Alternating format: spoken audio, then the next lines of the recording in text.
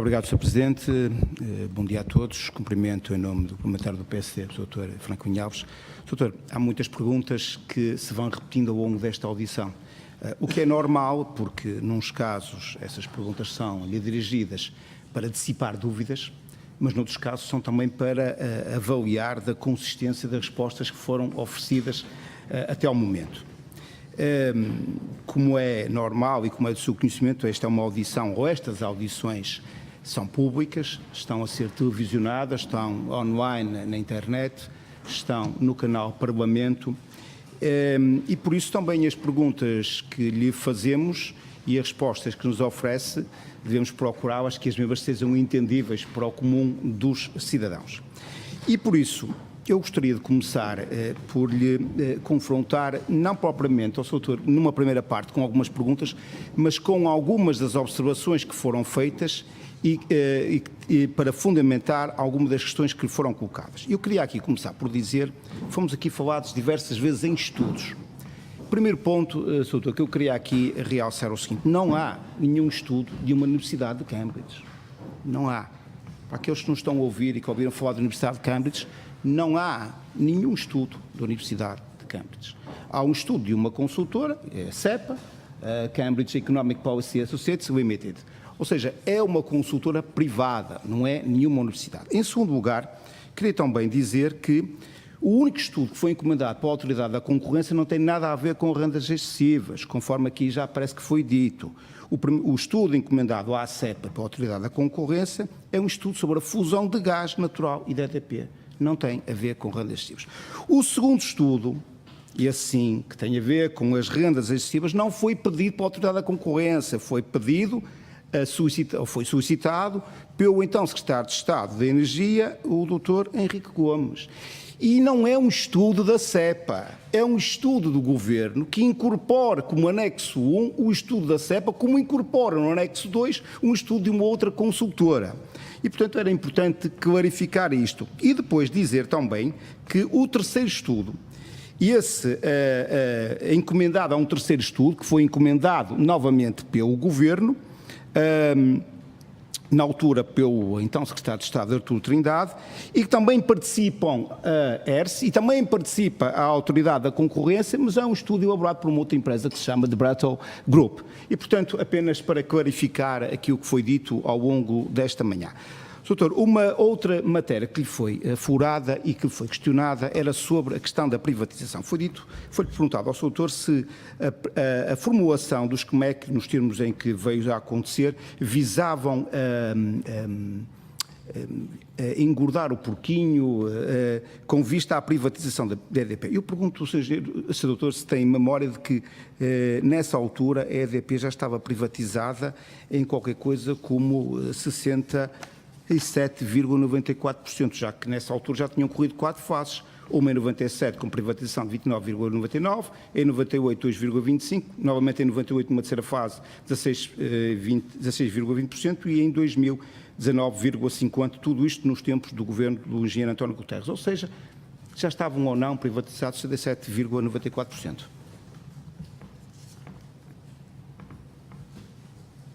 Muito obrigado, Sr. Deputado, particularmente por esses enquadramentos iniciais, que eu francamente não tinha minimamente presente isso, não acompanhei esses processos na área do gás, eram temas que não estavam na minha esfera enfim, estamos a falar de temas que efetivamente no tempo se vão desvanecendo na memória em muitos aspectos. É óbvio que há matérias que nós mantemos e conservamos e referenciamos, há outras que é mais complexo. No caso da EDP, eu não me recordo exatamente qual era a dimensão que já estava privatizada da EDP, sei que de facto a EDP já tinha capital em bolsa e eu julgo que o princípio do governo como um todo foi sempre muito claro nessa matéria. Nós vivíamos à época uma situação difícil do ponto de vista de constrangimento orçamental, com pressões cada vez maiores face aos desequilíbrios deixados pelo governo anterior. Tinha que haver um rigor absoluto na forma de tratar toda a problemática das contas públicas, das relações com os investidores.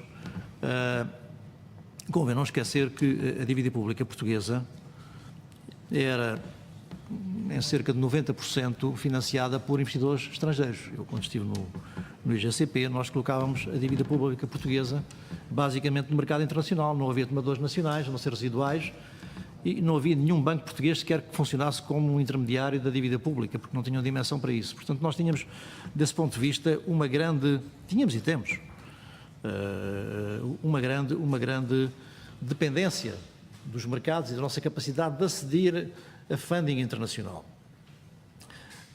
Vimos exatamente o que é que aconteceu na altura em que tivemos, como se costuma dizer, um passo maior que a perna e provocámos o desequilíbrio nas contas públicas que ainda hoje todos estamos a sofrer com as consequências dessa matéria. Portanto, a preocupação do Governo era de facto encontrar soluções perfeitamente transparentes e objetivas nas opções de política económica e financeira. Nesta área, nós tínhamos que gerir, como noutras áreas, na área das telecomunicações havia uma série de problemas que obrigavam a uma gestão bastante difícil de imposições comunitárias, por exemplo, direitos de transmissão, direitos de passagem, temas super difíceis de resolver, porque chocavam de um lado com as obrigações comunitárias, do outro lado com compromissos nacionais assumidos e, portanto, a equação era uma equação complexa, que obrigava à gestão permanente de muitas variáveis. E o que se fez em todas estas frentes foi, eu diria sempre o mesmo princípio, encontrar soluções equilibradas, que procurassem preservar relações contratuais e de direito que tinham que ser preservadas para não prejudicar a imagem do Estado português. Portanto, na solução do SCMEC, eu diria que foi isso que se procura encontrar. Foi uma solução que, salvaguardando as exigências de Bruxelas de liberalização, acautelando os compromissos que havia com Espanha em relação ao mercado ibérico, ao mesmo tempo tivesse em conta compromissos económicos e contratuais que estavam em vigor com a EDP e que era uma das bases da avaliação e do valor que a EDP tinha quando foi colocada em bolsa. E, portanto, foi isso que se fez, não se fez mais do que isso. Portanto, a ideia do engordar a EDP para depois vender mais caro e o Estado beneficiar com isso, não estava em cima da mesa como solução e, portanto, não foi feito. Muito obrigado, Dr. Foi também questionado sobre a extensão da concessão de domínio público hídrico e foi aqui referido que o Decreto-Lei 240/2004, que criou o SCMEC, plasmou essa possibilidade dessa extensão. Eu pergunto ao Sr. Doutor se essa possibilidade não estava já ela prevista nos próprios contratos do SCAI, nomeadamente nas suas cláusulas 25 e 26. Muito obrigado, Sr. Deputado.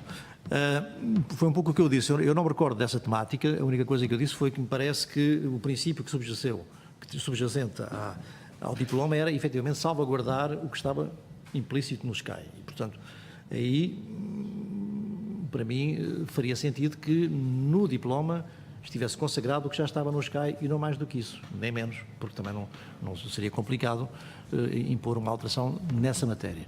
Mas não me recordo dos detalhes dessa problemática. Sim, de facto, nos termos do artigo da cláusula 25 dos contratos dos SCAI, estabelecia a possibilidade dessa extensão, seja ela proposta por uma ou por outra parte, ou seja proposta pelo produtor ou essa proposta de extensão também fosse feita pela entidade operadora da rede nacional de transporte. E mais, dizia que se essa proposta fosse feita até 5 anos antes da data do término do CAI, haver-se-ia um procedimento de negociação entre ambas as partes e se houvesse algum acordo resultante dessa negociação, seria dada a mesma extensão. Naturalmente que depois há outras condicionantes que se vieram a verificar mais tarde e certamente teremos a oportunidade de relançar, ainda de colocar durante esta audição. Sr. Doutor, é mais ou menos consensual que as rendas garantidas da EDP de beneficiária, foram estabelecidas através do SCAI, e que, como sabemos, foram atribuídos no governo do engenheiro António Guterres. Também julgo que é mais ou menos consensual, e o Sr. Doutor já aqui o referiu, que os SCAI condicionaram muito aquilo que é o futuro do setor, aquilo que foi o futuro do setor da eletricidade e energia em Portugal, e que, tal qual como o Sr. Engenheiro João Conceição aqui referiu, quando esteve nesta Comissão Parlamentar de Inquérito, estávamos perante contratos totalmente blindados. O engenheiro Jorge Vasconcelos, por seu turno, afirmou, e passo a citar, quando se criaram os SCAI, os consumidores ficaram prisioneiros dessa decisão durante 28 anos. Concorda com esta visão? Muito obrigado, Sr. Deputado, em primeiro lugar, pelo esclarecimento sobre o tema do domínio hídrico. Confesso que, de facto, não tinha capacidade para entrar nesse detalhe do que referiu e, portanto, penso que o que referiu ajuda a precisar exatamente o que eu tinha dito como princípio geral, que foi a consagração no diploma daquilo que estava consagrado no SCAI. E efetivamente é verdade, em relação aos temas, os CAI enquanto tal, pela sua natureza, e nunca ninguém contestou isso, dificilmente podiam ser suscetíveis de uma alteração que levasse a um prejuízo da entidade beneficiária. A não ser por decisões de política pública também, forçadas. Isso pode acontecer. Há até havido temas nessa matéria, até a propósito das energias renováveis, aqui ao lado em Espanha, e, portanto, há frentes em que, na realidade, pode haver decisões de política pública que imponham, que levem a uma transformação das relações contratuais, mas isso tem consequências, não é? Tem consequências e, portanto, no caso português, o que se entendeu foi que alterar os direitos associados aos CAI numa situação em que o país precisava da sua imagem limpa nas relações com o exterior, nomeadamente para acesso a mercados, não só para a privatização da EDP, mas em geral. Quer dizer, o país estava e continua fortemente dependente do financiamento externo. Quer dizer, nós não temos poupança interna, nós temos uma dimensão de endividamento que, infelizmente, nos últimos 10 anos quase que duplicou, ou mesmo duplicou, que nos cria problemas sérios, mas que já na altura nos criava problemas sérios de dependência. E, portanto, a preocupação em preservar em absoluto as regras de proteção dos contratos era fundamental. Se esse princípio fosse violado, nós iríamos ter rapidamente situações de alteração do rating português. E, portanto, uma coisa que em teoria até parecia ser beneficiária dos consumidores, derivava no contrário, que era por via da dívida pública, a taxa de juros da dívida pública aumentar e passarem a ser os contribuintes na sua totalidade a pagar o ónus financeiro associado a esse mecanismo. Portanto, estas coisas, por vezes, há uma coisa que em finanças se chama efeito de sinalização, são catastróficas, porque o efeito de sinalização, costuma-se dizer, para construir uma boa imagem leva-se uma vida inteira e essa imagem pode ser queimada num segundo. E é verdade em todas as circunstâncias. E no caso de um país é também assim. É efetivamente um caso em que uma deterioração das relações contratuais por via de uma alteração dos direitos que uma parte tem, nomeadamente uma parte que tinha uma relação com o exterior significativa, teria consequências muito para além do efeito direto na relação com a EDP. E o Estado não quis minimamente correr esse risco, nem podia correr no Estado em que nós estávamos nessa época. Não é? Em nenhuma circunstância deveria, e muito menos no Estado em que o país estava. Sim, eu percebo isso, doutor, mas deixe-me voltar-lhe atrás. Mas na sua opinião, faz algum sentido que os CAI da EDP, apesar de tudo aquilo que já nos disse, tinham necessidade de ser tão blindados quanto eram os CAIs privados? E faço-lhe uma segunda pergunta. Se acha normal que a extensão das licenças de produção de energia da EDP, ainda por cima, tinham um tratamento mais favorável do que aquele que tinham os CAI privados? Faz algum sentido isto? Sr. Deputado, eu aí, se me permite, não gostaria muito de responder a esse tema, porque não tenho toda a informação, longe disso, não tenho, aliás, nenhuma informação efetivamente, para me pronunciar sobre as causas que estiveram na origem dessa conceptualização dos CAI da EDP. Como eu já disse, talvez fosse útil, e provavelmente a Comissão de Inquérito terá tempo para isso, não sei, quase que fazer um histórico do processo, não a começar em 2004, mas indo muito mais atrás, porque na realidade, se calhar há uma história do setor da energia em Portugal desde o final dos anos 70, pós 25 de Abril, que explica vários fatores que, vistos à luz de hoje, parecem até perfeitamente quase aberrantes, entre aspas, mas que têm provavelmente uma lógica subjacente a todos os ónus que historicamente foram assumidos em muitos setores no país. Nós não podemos esquecer que Portugal, depois do 25 de Abril, com tudo o que o 25 de Abril trouxe positivo ao país, e eu sei bem o que é que isso significa, porque sou de uma aldeia em que, à época, ninguém tinha praticamente nada, fosse o que fosse.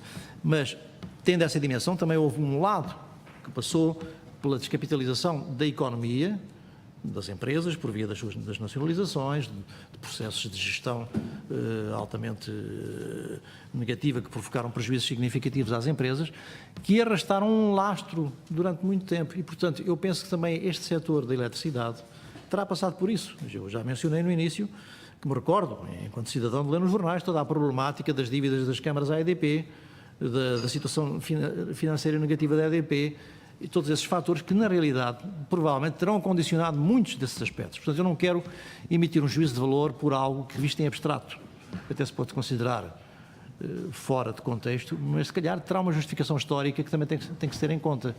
As coisas vistas a posteriori são sempre simples, não é? Costuma-se dizer que se a gente souber o resultado do Totobola ficamos milionários, ou soubermos os resultados do campeonato, mas isso nunca acontece, felizmente também para todos nós, não é? Porque se a gente conhecer o futuro não nos daria propriamente um grande entusiasmo de vida, portanto é melhor termos este challenge permanente de gerir aquilo que é o futuro. Muito obrigado. Doutor, eu acho que não há dúvidas para ninguém que a decisão de cessação antecipada do SKY é o resultado de uma decisão, ou decisões, que poderemos dizer decisões vinculativas de política energética europeia e também de integração das atividades de produção e comercialização no mercado mais alargado, regional e diria mesmo no mercado ibérico. Por isso é que apareceu, ou foi publicado, a Diretiva 2003 da Comissão Europeia e que nos levou mais tarde também à criação do MIBEL e que, portanto, teríamos que extinguir pelo menos o SKY DDP, até porque para a criação do MIBEL 80% dos SKY tinham que ser antecipados. Mas a pergunta que eu lhe queria fazer desde já é a seguinte: eu referi-me a uma diretiva comunitária de 2003, mas eu pergunto se o processo relacionado com a necessidade de cessão do SKY e a respectiva compensação, que era devida à EDP, se começou a ser analisada pelo Governo apenas, se só começou a ser analisada pelo Governo que fez parte, ou se essa análise já vinha atrás, não obstante, como eu refiro, a diretiva ser de 2003. Sr. Deputado, não lhe consigo responder com objetividade. Já há pouco referi que admito que, à luz do MIBEL, que é um processo que penso que vem do governo anterior, começou a ser discutido de facto no governo anterior, que o caminho acordado para a liberalização do setor de energia nos dois países tivesse de tal maneira implícito soluções relativamente similares, até porque, de outra forma, provavelmente os mecanismos de mercado, as formas de funcionar, as regras que tinham que ser estabelecidas, por exemplo, ao nível do operador de mercado, que foi um tema muito discutido entre Portugal e Espanha, quem é que tinha que operador e como é que eram geridos, se havia dois operadores, se havia um operador com o mercado spot e mercado a prazo. Portanto, eu admito que, resultante do processo de assinatura do MIBEL, já estivesse de tal maneira implícito uma tendência para a adoção do SCMEC, mas é uma mera, como já referi anteriormente, suposição minha. Não tenho matéria de facto para validar esta suposição. Doutor, e foram consideradas outras alternativas para o fim antecipado do SKY para além do SCMEC?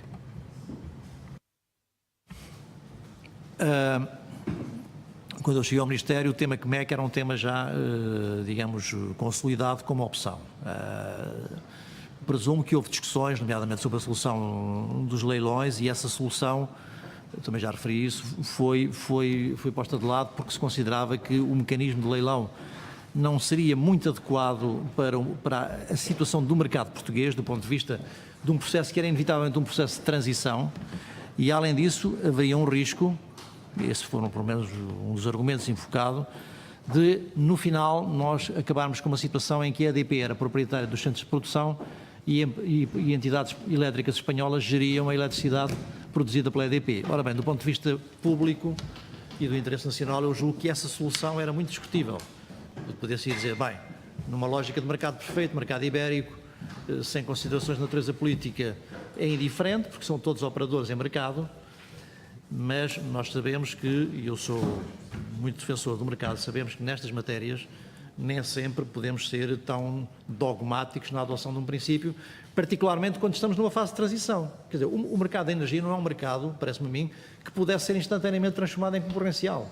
Quer dizer, porque tem um lastro histórico que não se apaga. Quer dizer, esse lastro histórico tem consequências do ponto de vista daquilo que são as opções em determinado momento que se podem tomar. E eu acho que foi tudo isso que foi tido em conta. Doutor, o modelo de leilão de capacidade de implícita do SKY, que nos está a referir sem mecanismo de revisibilidade, foi exatamente aquilo que foi proposto como alternativa para o ERSE, correto? Não me recordo dessa especificidade. Penso que o mecanismo de revisibilidade foi adotado considerando que isso permitiria ajustes sucessivos e sequenciais dos pressupostos de algo que era um modelo relativamente, inevitavelmente, teórico e previsional do comportamento em mercado.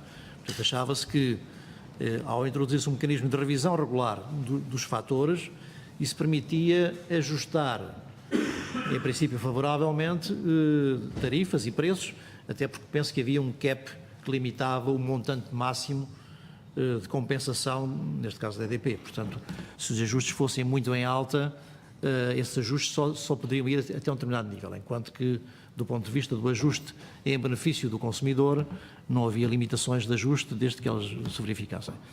Eu posso garantir ao Sr. Doutor que, de facto, foi a ERSE que sugeriu esta alternativa, já que ela consta, aliás, do parecer de maio de 2004. Mas, curiosamente, esta alternativa é afastada pelos constrangimentos colocados pela própria Comissão Europeia. Sim ou não? Não tenho presença, Sr. Deputado.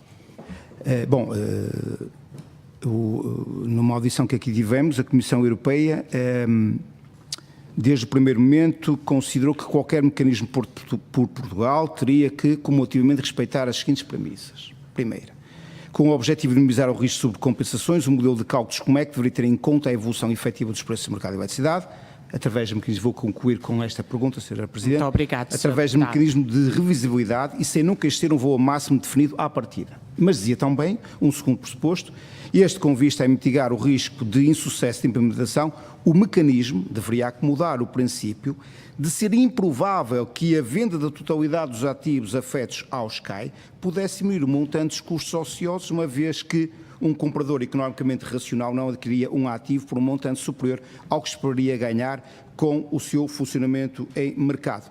Daqui o que nos foi aqui explicado numa outra audição, daqui resultaria destes dois pressupostos que essa alternativa da ERSE não era viável para a Comissão Europeia. Obrigado, Sr. Deputado. Sr. Professor, pode responder. Muito bem, Sr. Deputado. Não tenho muito a acrescentar sobre isso. Penso que isso corrobora um pouco a opção que foi tomada, tendo em conta essas imposições a nível europeu. Eu não tinha presente esse tipo de detalhe na deliberação, mas ajuda a perceber também as variáveis que estavam em cima da mesa para as opções que foram tomadas. Muito obrigado.